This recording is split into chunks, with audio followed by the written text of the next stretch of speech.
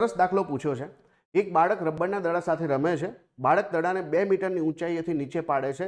દરેક વખત જ્યારે દડો જમીન પર અથડાય ત્યારે તેની પાછલી ઊંચાઈના 5મા ભાગની ઊંચાઈએ પાછો ઉછળે છે। જ્યારે દડાની આગામી ઊંચાઈ 50 સેન્ટીમીટરથી ઓછી હશે ત્યારે દડો ઉછળવાનું બંધ કરશે। દડો ઉછળવાનું બંધ કરે એ પહેલાં તે કેટલી વખત જમીન પર જે છે અથડાશે।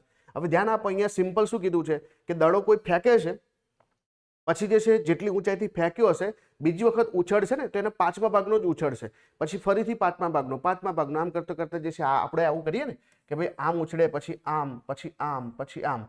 હવે જે છે આપણને શું કીધું છે કે 50 સેન્ટીમીટરથી ઓછું ઉછળે પછી દડો જે છે ઉછળશે નહીં। તો પહેલા તો 2 મીટરની ઊંચાઈએથી આપણે નાખીએ છીએ એટલે કે 200 સેન્ટીમીટર થશે। 200 સેન્ટીમીટરની ઊંચાઈએથી નાખીએ છીએ બોલને એટલે કે ફરીથી ઉછળશે તો કેટલો ઉછળશે? 5મા ભાગનો, એટલે કે 200 ભાગ્યા 5 કરીએ તો 40 સેન્ટીમીટર આવે। અને આપણી શરત શું છે? 50થી જે છે ઓછું હોય તો ઉછળવાનું બંધ કરશે। એનો મતલબ કે આપણે એક જ વખત બોલ ઉછળશે। કેટલી વખત? એક જ વખત। તો આપણા ક્વેશ્ચનનો જવાબ જે છે 1।